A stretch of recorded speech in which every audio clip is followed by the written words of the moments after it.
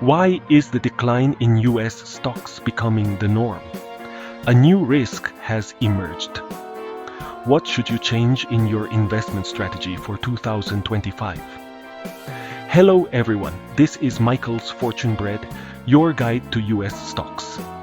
The significant decline in the US stock market at the beginning of the year has caught many investors off guard. Some say it's a punishment for the high valuations of US stocks. Others attribute it to changes in the macro environment, and some believe it's a prelude to a black swan event in the US stock market. What is the truth? Has the US stock market exposed some risks, or is it just a normal correction? To explore this issue, I've recently delved deeply into various factors in the current macro market, reviewing almost all investment bank reports. And I've discovered an unexpected change. It's a risk that has been absent from the US stock market for many years and has only recently surfaced. It's often overlooked by the market but could become the biggest influencing factor in 2025. It's also one of the risks most misunderstood by ordinary retail investors, with many unaware of its true impact. So, in this video I'm going to reveal this new little-known risk in the US stock market. Actually, there is an answer to why the market declined at the beginning of the year. The widely accepted reason in the market is the rise in long-term US Treasury yields. The increase in long-term yields compresses the overall valuation of US stocks, leading to a decline in the stock market. This makes sense. However, the rise in long-term yields is just a superficial phenomenon. We need to dig deeper to find the underlying reasons. Long-term yields are influenced by many factors, and we must identify the key variable behind them to understand the main logic of the current US stock market. What factors influence long-term yields?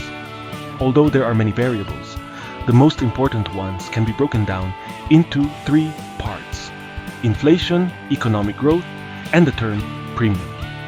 These 3 points are currently the most crucial factors affecting the US stock market. Let's analyze their impacts separately. The resurgence of inflation is one of the market's biggest concerns, especially after Trump took office. Policies like tightening immigration, raising tariffs, and corporate tax cuts could bring inflationary pressure, and the Federal Reserve has expressed concerns about recurring inflation. Discussions about not cutting rates or even raising rates this year are rampant. So is inflation worth worrying about? Let's look for answers in the data. In the recently released CPI data, the nominal CPI rose 0.4% month on month, slightly above the expected 0.3%, with an annual growth rate of 2.9%, basically in line with expectations. The most critical core CPI, excluding food and energy, gave a pleasant surprise, rising 0.2% month on month, below the expected 0.3%, with an annual growth rate of 3.2%, unchanged from the previous month and below the expected 3.3%. Due to the control of core inflation, the market reacted very positively. However, CPI data is a lagging indicator, and with so many inflation threats, can future inflation continue to decline? To answer this question, we need to look at leading indicators. In the overall CPI inflation, housing inflation has the highest weight, accounting for about 40%. In the December CPI data, housing inflation remained high at 4.6%. This seems worrying, but due to statistical issues, this part of the data is highly lagging. If we refer to data from Zillow, the largest online housing transaction platform in the US, actual housing inflation has long stabilized at a normal level of 3%. Eventually, the gap between the CPI housing data and Zillow's housing data will converge. This means that the most important part of CPI, housing inflation, is likely to continue to decline. Another data point that can predict inflation is wage growth, as the most core and stubborn part of CPI is core service inflation, and the most crucial factor influencing service inflation is wages. From the wage growth of Americans, whether it's regular wages or hourly wages, both are in a downward trend, now close to 4%. The normal level of wage growth is between 3% and 4%, and achieving this target is already within reach. Additionally, the prices of new and used cars, which have a high weight in CPI, are now basically under control. Coupled with the high base effect from early last year, short-term inflation pressure will continue to decline. The only factor that might bring unexpected inflation is insurance. January is typically the time for insurance renewals, and last year's hurricanes and wildfires might lead to an increase in insurance prices. But ultimately, this is only a short-term risk, as insurance prices cannot keep rising indefinitely. The aforementioned housing and wage factors are more long-term and crucial. Overall, the downtrend of inflation is quite certain, and even if unexpected events occur, they are short-term risks. From this perspective, the past rise in long-term yields, if truly driven by inflation concerns, was an overreaction. If the market declines due to inflation in the future, I believe these would be good buying opportunities. This conclusion, which I expressed in my 2025 investment outlook at the end of last year, remains unchanged. Since inflation is not the issue, could the problem lie in the second factor, economic growth? Economic growth is a very tricky factor. On one hand, the Federal Reserve's slowing down of rate cuts increases economic pressure, raising concerns about a recession, which is obviously unfavorable for the stock market. On the other hand, if the economy is too strong, it will push up long-term interest rates, which will compress the valuation of US stocks. It seems that neither a good economy nor a bad economy is favorable. This is a common misconception among investors. In reality, economic growth is not the problem. The issue lies in the potential inflation it may bring. If inflation can be controlled, economic growth is generally positive for the stock market. As we analyzed earlier, the risk of recurring inflation is currently low. So, the question becomes whether there is a risk of a US economic recession. When analyzing the US economy, I like to look at the financial reports of major US banks because they have the most comprehensive economic data, the deepest understanding of the economy, and are themselves significant economic participants. Whether at the macro or micro level, bank financial reports can provide valuable information. Major banks have just released their financial reports this week, so let's take a look at what the latest bank reports say.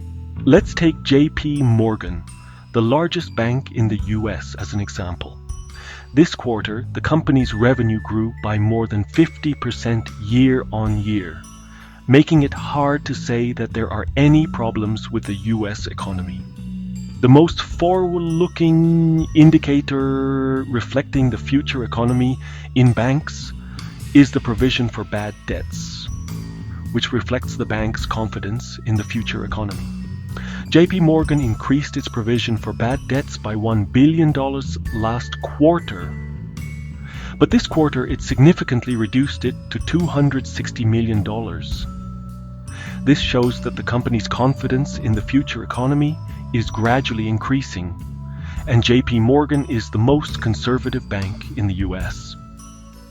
Such actions likely indicate that the US economy is continuously improving. I won't analyze the financial reports of other banks one by one, but the conclusions are similar.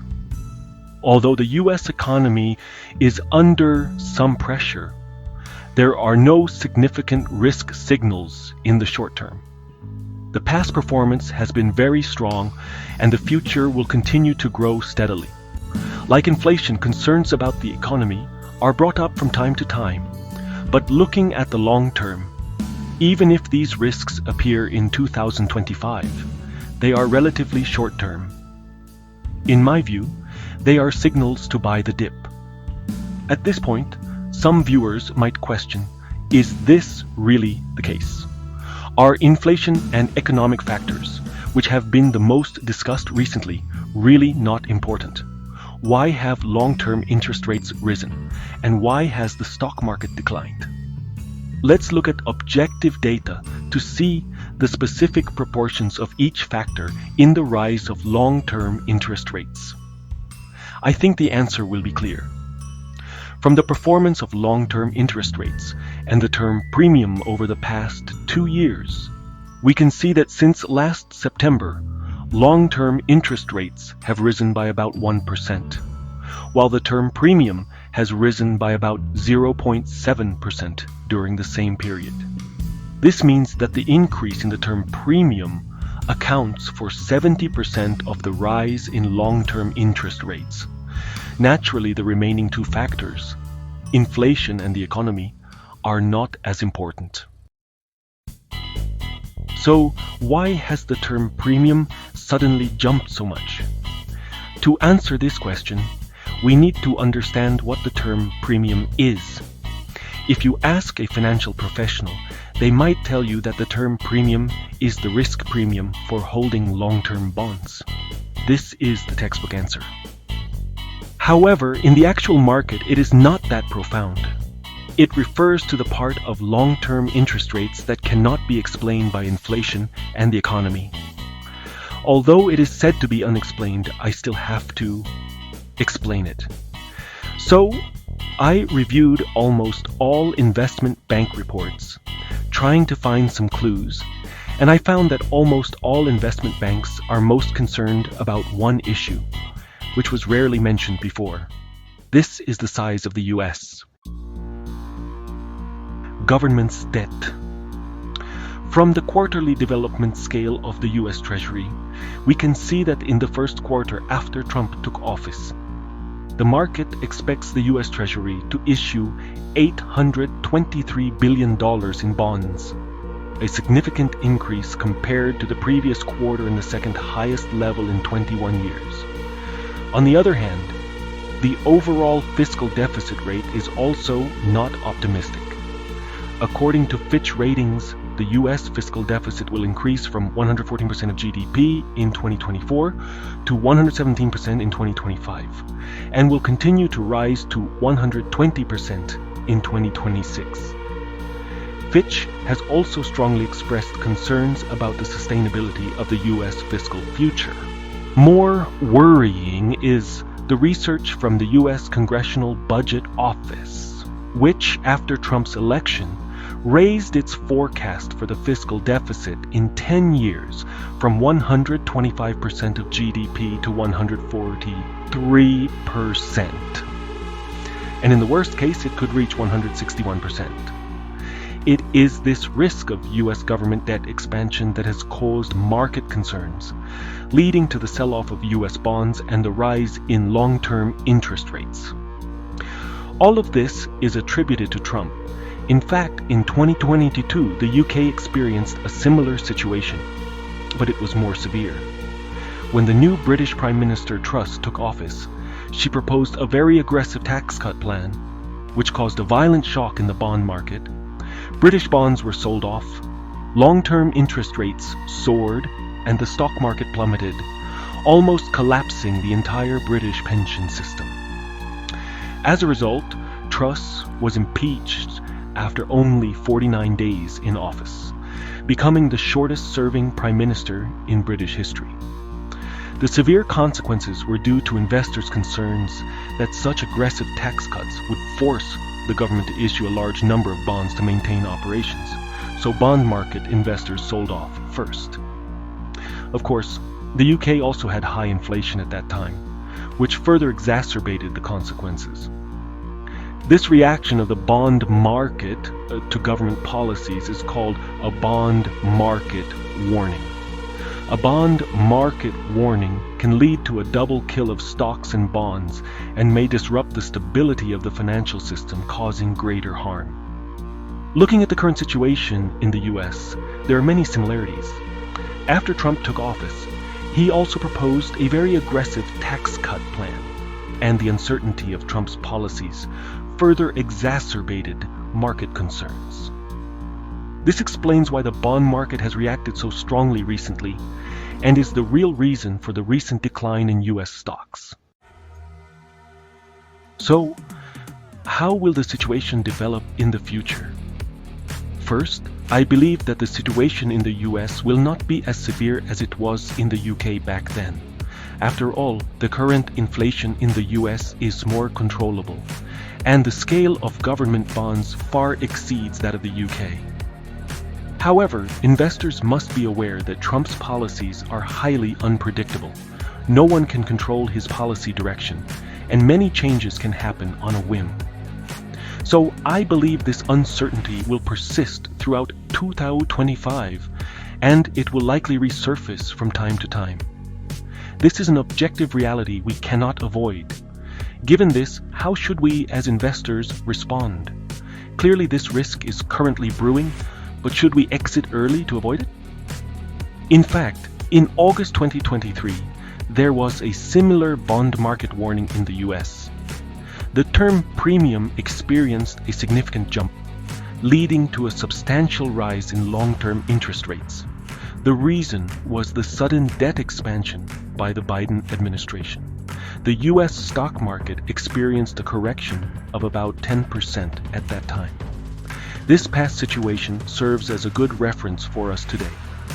After a month of soaring rates, they quickly fell back, and the US stock market witnessed its strongest rebound in 2 years during the same period. Why did this happen?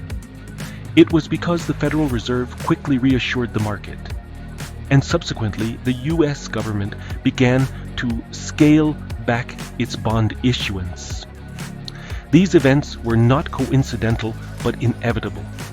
Both the US government and the Federal Reserve would not allow long-term interest rates to continue rising unchecked, as it would affect the financial stability of the US, leading to greater harm. I believe that if similar risks arise this year, the US government and the Federal Reserve will also step in to save the day. Especially the Federal Reserve, which currently has significant room for maneuver in its monetary policy, with high interest rates providing ample space for rate cuts. Additionally, the Federal Reserve can artificially hold down long-term debt by pausing quantitative tightening. Even if they do nothing, they can still influence the market with verbal assurances. For example, recently Federal Reserve official Waller reassured the market by saying that there could be more rate cuts in 2025, which has been a key factor in turning around recent market sentiment. Therefore, the rise in long-term interest rates due to the expansion of US debt is indeed a risk worth watching closely in 2025. In my view, it is a more concerning risk than inflation or economic recession. However, it is still a relatively short-term risk because it is not uncontrollable and there are ample policy tools to address it.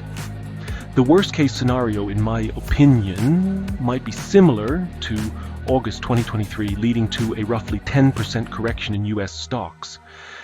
But it is unlikely to change the overall investment logic of the US stock market. On the contrary, if the risk materializes and leads to further market declines, I believe it will be a good buying opportunity.